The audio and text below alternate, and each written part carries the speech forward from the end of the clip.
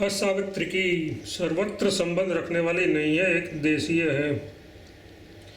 पूर्व पक्ष में जो सदैव विद्या करोति इत्यादि श्रुति का प्रमाण दिया है वह सब विद्याओं से संबंधित नहीं है, एक देशीय है। अथवा उस प्रकरण में आई हुई उद्गित विद्या से भी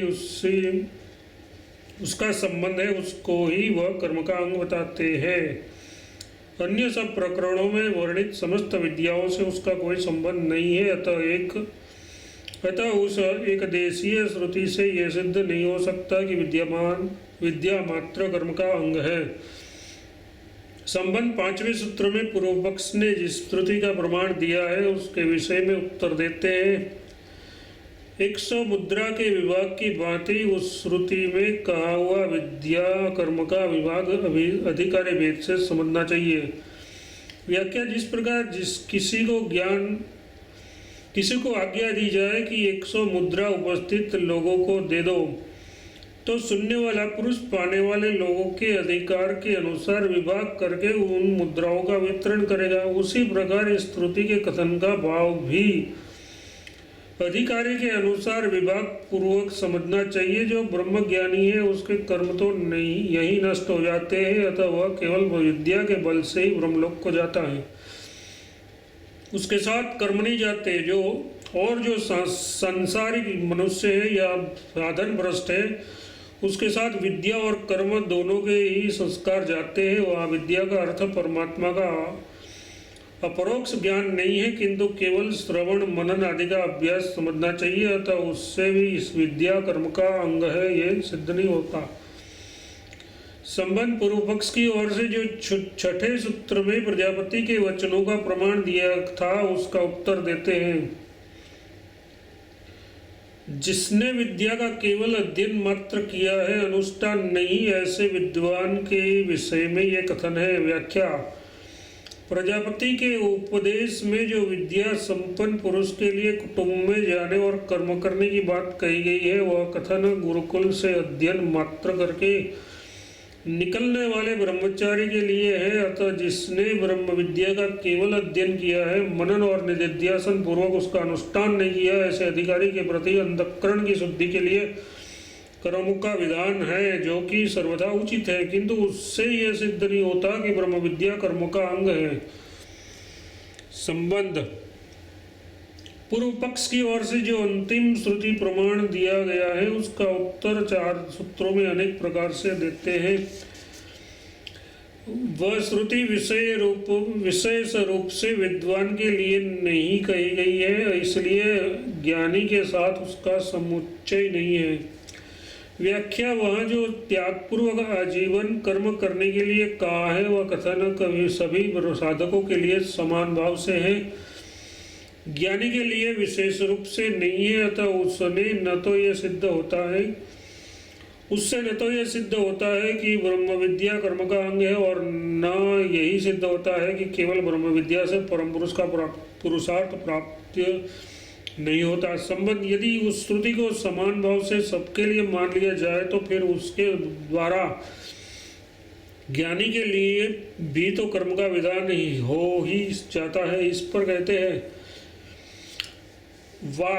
अथवा यूँ समझिए कि विद्या की स्तुति के लिए सम्मति मात्र है। व्याख्या यदि इस श्रुति को समान भाव से ज्ञानी के लिए भी माना जाए तो उसका ये भाव समझना चाहिए कि ज्ञानी लोक संग्रहार्थ आजीवन कर्म करता रहे तो भी ब्रह्म विद्या के प्रभाव से उसमें कर्म लिप्त नहीं होते, वह उससे सर्वथा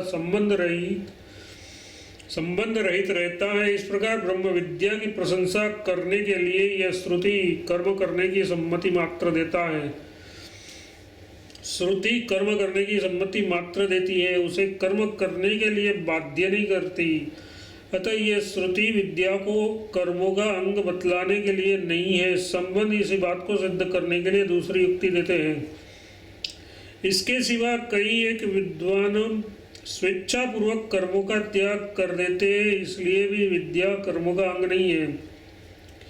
व्याख्या श्रुति कहती है कि हम प्रजा से क्या प्रयोजन सिद्ध करेंगे, जिसका ये परब्रह्म परमेश्वर ही लोक यथार्थ निवास स्थान है।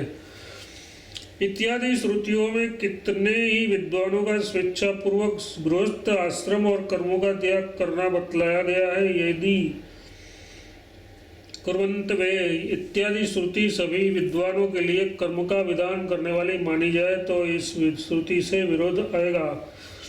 अतः यही समझना चाहिए कि विद्वानों में कोई अपनी पूर्व प्रकृति के अनुसार आजीवन कर्म करता रहता है और कोई छोड़ देता है, इसमें उसकी स्वतंत्रता है। इसलिए भी यह सिद्ध नहीं होता कि विद्या कर्म का अंग है।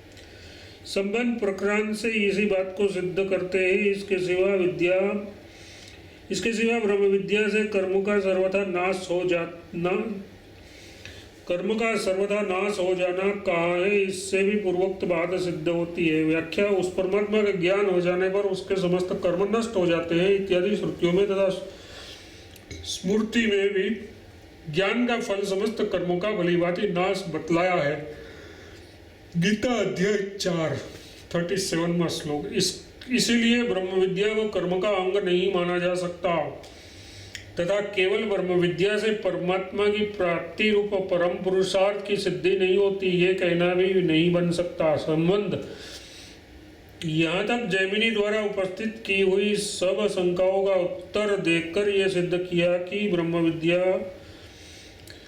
कर्म का अंग नहीं है, स्वतंत्र साधन है। अब उसी बात की पुनः पुष्टि करते हैं।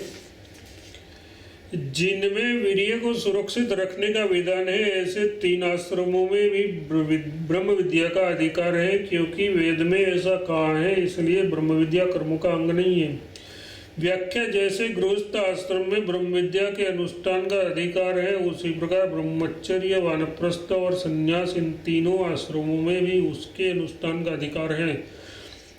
क्योंकि वेद में ऐसा ही वर्णन है। मंडूपनिषद में कहा है कि जो वन में रहने वाला वानप्रस्थ, शांत स्वभाव वाले विद्वान, गृहस्थ तथा भिक्षा से निर्वाह करने वाले ब्रह्मचारी और सन्यासी तप एवं श्रद्धा का सेवन करते हैं, वे रजोगुण से रहित साधक सूर्य के मार्ग से वहां चले जाते हैं, जहां जन्म मृत्यु से रहित नित्य अविनाशी परम पुरुष निवास करता है। इसके सिवा अन्य श्रुतियों में भी इसी प्रकार का वर्णन मिलता है। इससे यह सिद्ध होता है कि विद्या कर्मों का अंग नहीं है, क्योंकि सन्यासी के लिए वैदिक यज्ञादि कर्मों का विधान नहीं है और उनका ब्रह्म विद्या में अधिकार है। यदि ब्रह्म विद्या को कर्म का अंग मान लिया जाए तो सन्यासी के द्वारा उसका अनुष्ठान कैसे संभव होगा। संबंध, जब जैमिनी की ओर से पुनः शंका उपस्थित की जाती है। आचार्य जैमिनी उक्त श्रुति में संन्यास आश्रम का अनुवाद मात्र मानते हैं, विधि नहीं, क्योंकि उस समय विधि सूचक क्रियापद का प्रयोग नहीं है। उसके सिवा श्रुति संन्यास का अपवाद निषेध करती है। व्याख्या, आचार्य जैमिनी का कथन है कि संन्यास आश्रम अनुष्ठेय पालन करने योग्य नहीं है। गृहस्थ आश्रम में रहकर कर्मानुष्ठान करते हुए ही मनुष्य का परम पुरुषार्थ सिद्ध हो सकता है। पूर्वोक्त श्रुति में ब्रह्मचर्या चरन्तः इन पदों के द्वारा संन्यास का अनुवाद मात्र ही हुआ है, विधि नहीं है, क्योंकि वह विधि सूचक क्रियापद का प्रयोग नहीं है। इसके सिवा श्रुति ने स्पष्ट शब्दों में संन्यास का निषेध भी किया है। जैसे जो अग्निहोत्र का त्याग करता है वह देवों के वीरों को मारने वाला है। आचार्य को उनकी इच्छा के अनुसार धन दक्षिणा में देकर संतान परंपरा को बनाए रखो, उसका उच्छेद न करो। इन वचनों द्वारा संन्यास आश्रम का प्रतिवाद होने से यह सिद्ध होता है कि संन्यास आश्रम आचरण में लाने योग्य नहीं है। अतः एवं सन्यासी का ब्रह्म विद्या में अधिकार बतलाकर ये कहना कि विद्या कर्म का अंग नहीं है, ठीक नहीं है। संबंध, उसके उत्तर में सूत्रकार अपना मत व्यक्त करते हैं।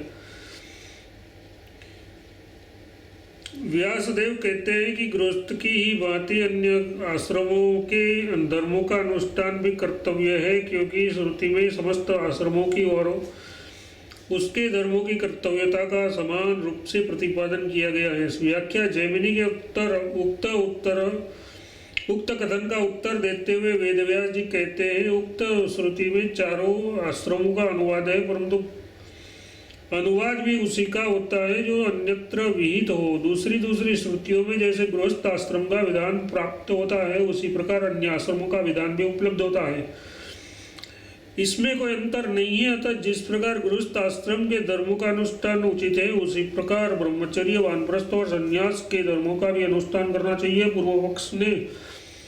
पूर्व पक्षी ने जिन श्रुतियों के द्वारा संन्यास का निषेध सूचित किया है, उनका तात्पर्य दूसरा ही है।